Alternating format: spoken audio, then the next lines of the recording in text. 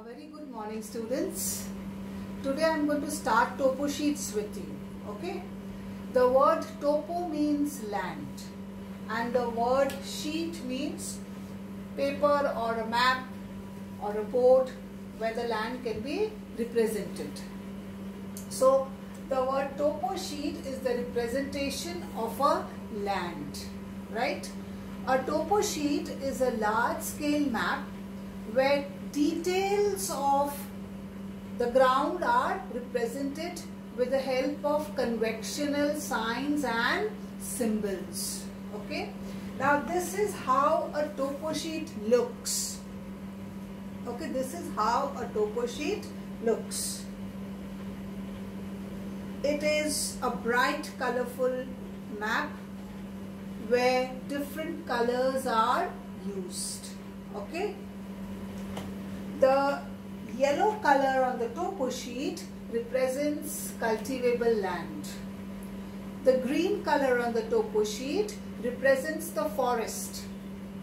And the white patches on the topo sheet represents the wasteland. So the three main colors are clear. After that, when you look at the topo sheet, you will find that there are a lot of red squares on the topo sheet. The red squares represent settlements. Then there are some blue water bodies. Okay, the blue color represents perennial water bodies. Okay, there are perennial tanks, there are perennial wells. Okay, so the blue color represents the water bodies. Then represents the brown color. Okay, the brown color represents contour lines. There are some brown and yellowish shades, okay, on the topo sheet which represents sand dunes.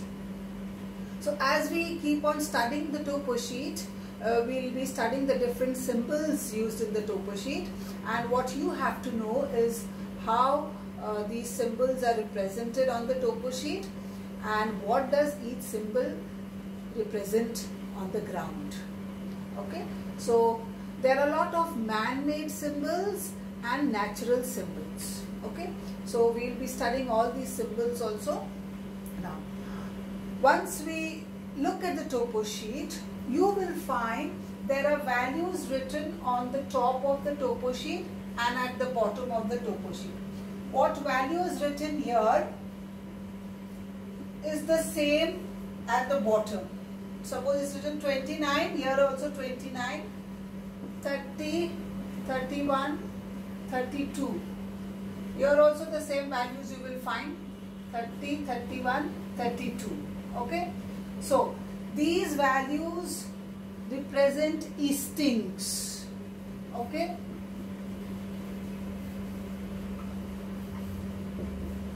the vertical lines on the topo sheet represents the eastings, that is the longitudes, and the horizontal lines on the topo sheet represents the latitudes, and we call them as northings.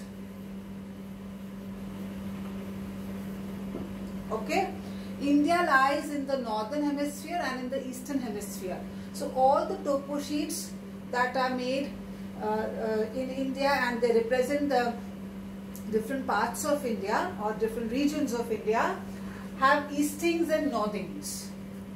The topo sheet of Australia has southings and eastings because Australia lies in the southern hemisphere and in the east. Okay, so in India's topo sheet you will find eastings and northings.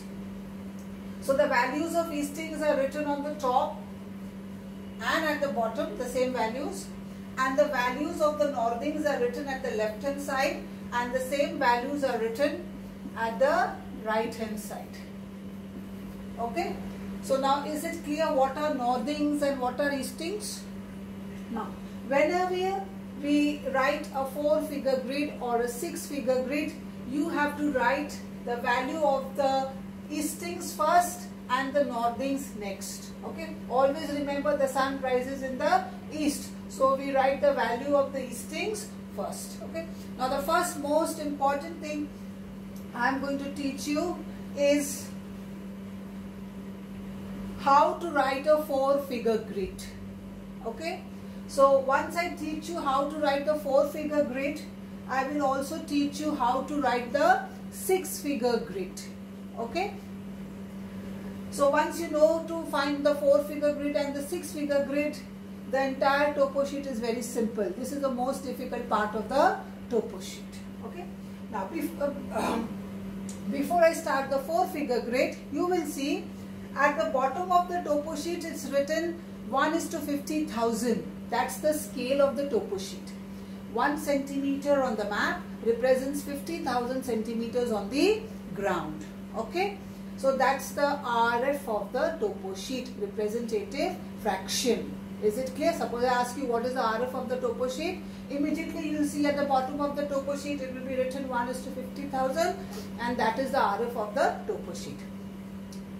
In our syllabus we have 45D by 7. It's written like this. 45D by 7 and 45D by 10.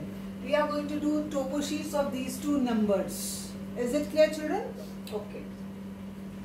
At the bottom of the topo sheet, it's also written 1 centimeter represents 500 meters. That means 1 centimeter on the map represents 500 centimeters of the ground. So this is the scale of the topo sheet. Now let's come back to the grids. Now suppose I ask you to find out the 4-figure grid of this temple. Okay? 4-figure grid of this temple. Now this temple lies in this grid. Okay. So the 4-figure grid of this temple will be 30 and 18. So it will be 30, 18. The value of the easting comes first and the value of the northing comes later. So this grid begins from here, the x-axis and the y-axis. So this is the grid where the temple lies. So the 4-figure grid of the temple is 30, 18. The same way if I ask you what is the 4-figure grid of this perennial well. Perennial wells are represented by blue dots. Okay. So suppose I ask you what is the 4-figure grid of this perennial well. This perennial well lies in this grid. Okay. So the 4-figure grid of the perennial well is 31, 17. Okay, so 31 is the easting, 17 is the northing. Suppose I ask you find out the 4-figure grid of this settlement here. Now this settlement is on the easting. So the 4-figure grid of this particular settlement will be 30, 17. Okay, this settlement lies in this grid. Okay. So this grid begins from this x-axis and y-axis here. So the 4-figure grid of this settlement, it lies on 30. So it will be on this grid. Don't take it as this grid, okay? Because the grid begins from here.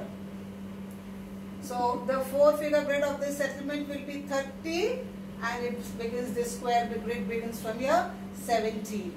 Okay? So 30 is the easting, 17 is the northing.